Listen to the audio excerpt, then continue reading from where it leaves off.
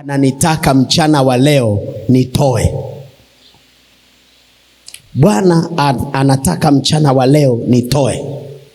Anisaidie nitoe sadaka ya ng'ombe, anisaidie nitoe sadaka ya magari, anisaidie nitoe sadaka ya fedha, anisaidie nitoe kwa kadiri ambavyo Bwana amenibariki. Mchana wa leo Bwana anasema toa, ukanijaribu kwa njia hiyo ili uone kama sitakumwagia baraka hata isiwepo nafasi ya kutosha au la. Bwana anataka nitoe. Unajua, kama kuna vitu ambavyo huwa ni vigumu, ninaviita vigumu, ni kutoa sadaka ambayo Bwana anaitaka. Maana afadhali zaka ambayo unaambiwa ya kwamba 10%, lakini sadaka ya hiari kwa ajili ya ujenzi wa shule ya Ngomeni, sadaka ambayo itasaidia uinjilisti kesho yake, sadaka ambayo kupitia hiyo watu watampokea Kristo kwa Bwana na Mwokozi wa maisha yao. Bwana anataka nitoe, lakini hanipi kiwango. Kiwango ninakiweka mimi mwenyewe ndani ya moyo wangu. Babu yangu aliwahi kumjaribu sana baba mdogo. Akamwambia, mnaenda kuleta mahindi? Ndiyo. Wapi? Tunaenda kuleta mahindi ya biashara huko Handeni. Babu akasema, mkienda mnijie na chakula kidogo. Mnijie na chakula kidogo. Babu yangu ni marehemu sasa. Mzee Jafet, baba mdogo wakaenda, wakaja na fuso yao. Of course kwanza kipindi kile sio fuso, ni Isuzu ya kina mzee nane yule walukozi pale, mzee John Ngwatu. Wakaleta na Isuzu imejaa mahindi mpoko po. Wakaanza kupakua mahindi. Wakaambizana, ila baba alisema tumpelekee chakula nini kidogo. Wakatoa debe 4 debe 4 wakazipima, wakampa, wakasema mpelekee. Babu akapelekewa debe 4 za mahindi.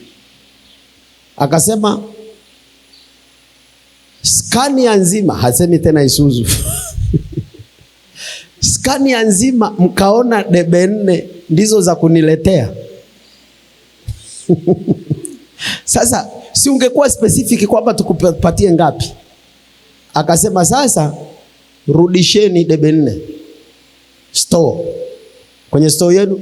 Sasa baba, kama tutaongeza acha tu hii tu, chukua hii sasa tukaongeza. Akasema rudisheni, nitakuja kuchukua mwenyewe.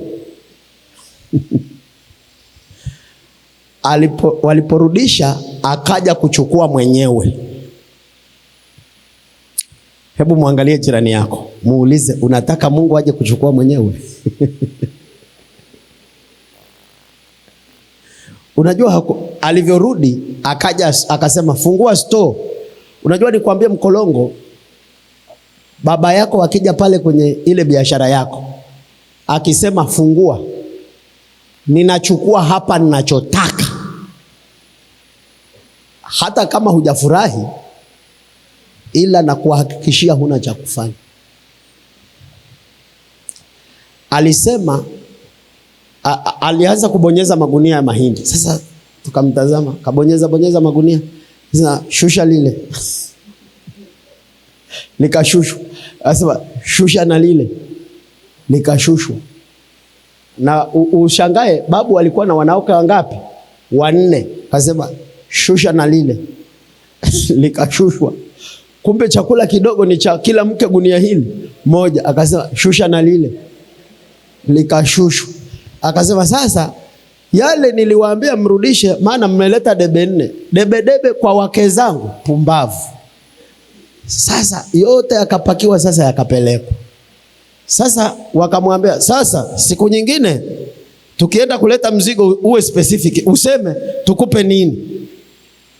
Sasa babu akasema nimechukua, kama mmekasirika, kama mmefanya nini, mmekasirika. Sasa hii sijui niitafuteje kwa Kiswahili, inanisumbua. Inasema nimeipata. Kama mmekasirika, nendeni mkatambike. Mungu hataki hivyo.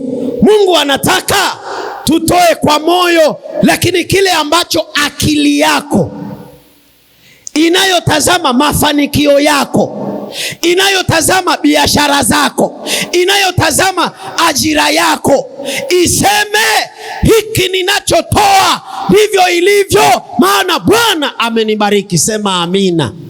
Ninamaliza kwa kusema hivi. Tuna uinjilisti tunaoufanya Msomera, na ninyi juzi mlichangia sadaka ya Msomera ya sukari, maana mmeitishwa sukari mfuko mmoja.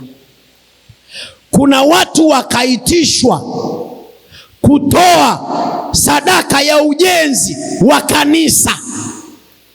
Hiyo kazi inaendelea hapa ninapozungumza, lakini leo ni Sabato, hawajengi Sabato. Mtu mmoja akasema nitatoa sadaka ya ujenzi huu, yuko Dodoma, shilingi milioni 16. Jamani, semeni amina.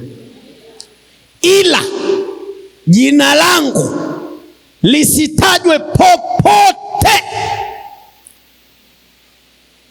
na kazi imerahisika.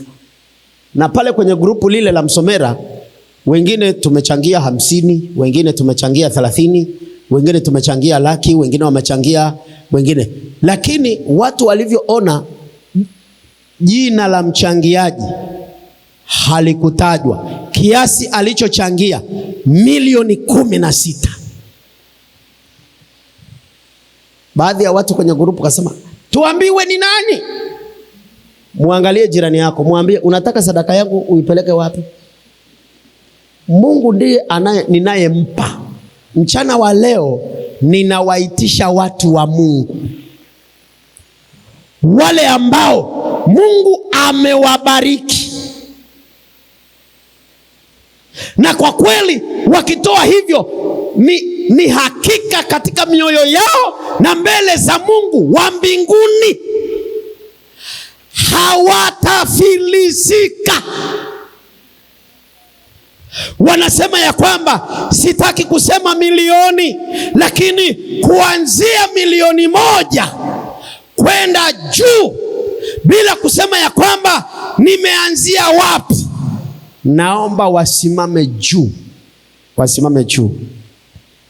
Hivi nimeeleweka? Ninatoa wito. Kuna mtu anasema kuanzia milioni mpaka milioni 30. Sijajua sasa ni milioni 2, 3, 4, 5 unayosema nitatoa, maana utaandika wewe mwenyewe. Yaani unasema ya kwamba Bwana anisaidie kabla hajaja kuchukua mwenyewe. Nafsi yangu inasema nataka kumpa mwenyewe, na mchana wa leo na asije kuchukua, nitoe kwa hiari yangu mwenyewe. Kama uko miongoni mwetu, kwa nini usinyosha mkono juu? Nyosha mkono wako juu.